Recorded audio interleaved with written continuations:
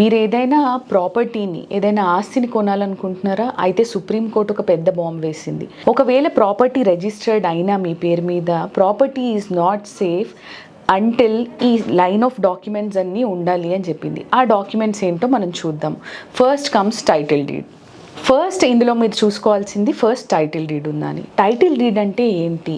మీరే owner of the property అని ప్రూవ్ చేసేది అండ్ మీరు ఎవరి దగ్గర నుంచి కొన్నారు అని చూపించేది టైటిల్ డీడ్.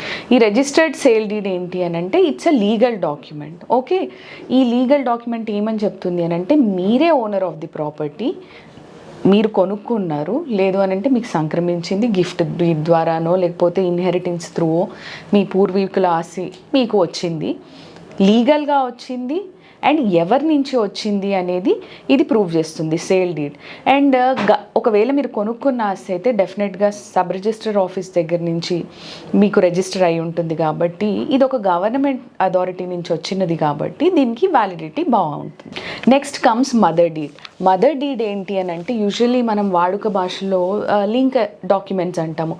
ఈ చైన్ ఆఫ్ ప్రాపర్టీ ఎవరెవరి దగ్గర నుంచి ఫస్ట్ ఒక రామయ్య అనే వ్యక్తిదై ఉండొచ్చు, ఆ తర్వాత ఆయన సోమయ్య అనే వ్యక్తికి అమ్మి ఉండొచ్చు, అతని దగ్గర నుంచి మనం కొనుక్కుని ఉండొచ్చు. సో ఈ ప్రాపర్టీ లింక్ ఎవరి దగ్గర నుంచి మనకు వచ్చింది, మన ముందు ఓనర్స్ ఎవరు, ఆ ఓనర్కి ముందు ఎవరి దగ్గర నుంచి ఆయన కొనుక్కున్నారు, లేదు అంటే ఎలా సంక్రమించింది ఆయనకు ఆ ఆస్తి అనేది చెప్పేది మదర్ డీడ్. అయితే ఈ మదర్ డీడ్ ఎందుకు ఇంపార్టెంట్ అని అంటే మనం ఏదైనా స్థలము కానీ ఏదైనా ప్రాపర్టీ కొనాలి అనుకున్నప్పుడు లీగల్ స్క్రూటినీ చేసుకున్నప్పుడు ఎవరి దగ్గర నుంచి ఈ చైన్ వచ్చింది అనేది చాలా ఇంపార్టెంట్ కాబట్టి mother deed plays a vital role. Next comes encumbrance certificate. ఈ యూజువల్గా వాడుక భాషలో మనం ఈసీ అని మాట్లాడుతూ ఉంటాము. ఈ ఎన్కంబరెన్స్ సర్టిఫికేట్ ఏంటి అని అంటే మీరు కొనే ప్రాపర్టీ పైన ఏమైనా లీగల్ డిస్ప్యూట్స్ ఉన్నాయా, లోన్స్ ఉన్నాయా, దీనిపైన ఏదైనా మార్టిగేజ్ ఉందా, ఇవన్నీ మనకి క్లియర్ కట్గా ఎన్కంబరెన్స్ సర్టిఫికేట్లో తెలిసిపోతుంది అనమాట.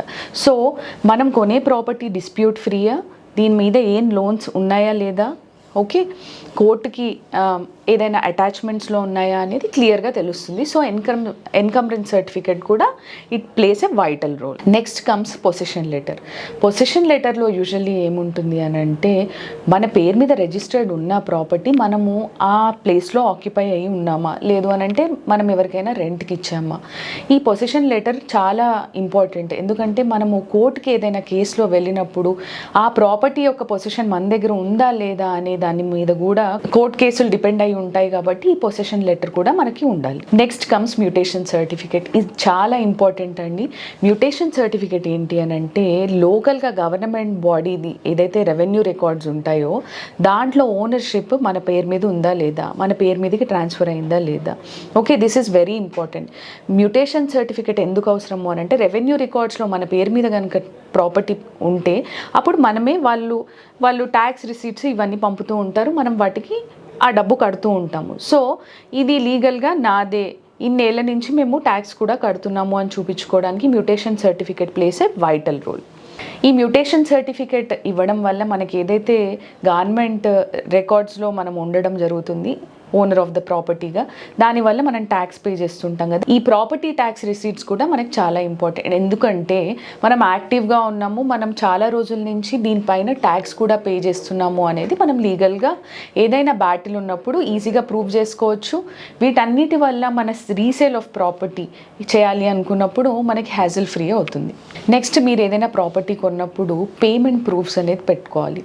ఎందుకు అనంటే మీరు ఒకవేళ బ్యాంక్ ట్రాన్సాక్షన్స్ చేసినప్పుడు ఆ పేమెంట్స్ మనం పెట్టుకున్నప్పుడు అయితే ఎప్పుడైనా ఇన్ ఫ్యూచర్ ఏదైనా లిటిగేషన్ అరైజ్ చేసినప్పుడు ఆ సెల్లర్కి మనం ఎవరి దగ్గర నుంచి అయితే కొన్నామో వాళ్ళకి పూర్తిగా పేమెంట్ చేసాము అనేది మనం ప్రూవ్ చేసుకోవడానికి ఉంటుంది.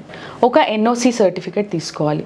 బ్యాంకర్స్ నుంచి కానీ వాళ్ళ ఫ్యామిలీ మెంబర్స్ నుంచి కానీ మనం ఫుల్ అండ్ ఫైనల్గా పే చేసాము, వాళ్ళ ఫ్యామిలీ మెంబర్స్ నుంచి కానీ బ్యాంక్లో ఒకవేళ లోన్స్ ఉంటే బ్యాంక్ నుంచి కానీ ఏ అబ్జెక్షన్ లేదు, మేము పూర్తి క్లియరెన్స్ ఇస్తున్నాము, ఈ ప్రాపర్టీ సేల్కి అనే ఎన్ఓసి సర్టిఫికేట్ మీకు డెఫినెట్గా ఉండాలి. యూజువల్లీ మీరు ఒక అపార్ట్మెంట్లో కానీ ఉంటున్నట్టయితే, ఏదైనా సొసైటీస్లో ఉంటున్నట్టయితే ఆక్యుపేషన్ సర్టిఫికేట్ అనేది లోకల్ బాడీస్, గవర్నమెంట్ బాడీస్ నుంచి కంపల్సరీ తీసుకోవాలి. ఎవరైతే బిల్డర్ ఎవరైనా ఉన్నారో ప్రాజెక్ట్ ఓనర్స్, వాళ్ళు మీకు డెఫినెట్లీ ఆ ఆక్యుపెన్సీ సర్టిఫికేట్ ఇవ్వాలి. ఎందుకు అనంటే ఆక్యుపెన్సీ సర్టిఫికేట్ లోకల్ బాడీస్ ఇస్తాయి. This project is fit to live in. మీరు ఇంక ఇందులో ఆక్యుపై చేసుకోవచ్చు, మీరు you can start living in it, మీరు అందులో ఉండొచ్చు అని గవర్నమెంట్ ఒక ఆక్యుపెన్సీ సర్టిఫికేట్ అనేది ఇస్తుంది. దాన్ని కూడా మీరు మెయింటైన్ చేయాలి. మీకు ఒక ప్రాపర్టీ పూర్వీకుల నుంచి వచ్చినా, లేకపోతే మీ ఫాదర్ మీకు పాస్ ఆన్ చేసిన, గిఫ్ట్ డీడ్ చేసిన, ఇవన్నీ legal heir certificate, succession certificate అనేది కంపల్సరీ ఉండాలి. ఎందుకనంటే మీరు ఫ్యూచర్లో ఆ ప్రాపర్టీని సేల్ చేయడానికి వెళ్ళినా, దానిపైన మార్టిగేజ్ లోన్ తీసుకోవాలన్నా ఈ సర్టిఫికేట్స్ అనేవి ఇంపార్టెంట్ రోల్ ప్లే చేస్తాయి. కాబట్టి ఈ లిస్ట్ ఆఫ్ డాక్యుమెంట్స్ అన్నీ మీ దగ్గర ఉండాలి. ఓన్లీ ప్రాపర్టీ మీ పేరు మీద ట్రాన్స్ఫర్ అయిపోయింది, రిజిస్టర్ అయిపోయినంత మాత్రాన మీరే ఓనర్స్ అనుకోవడము ఇంకా అపోహ మాత్రమే. ఎందుకంటే సుప్రీంకోర్టు ఇవన్నీ మ్యాండేటరీగా మీరు మెయింటైన్ చేయాలి, మీ దగ్గర ఉండాలి to avoid future legal disputes అనేది చెప్పింది.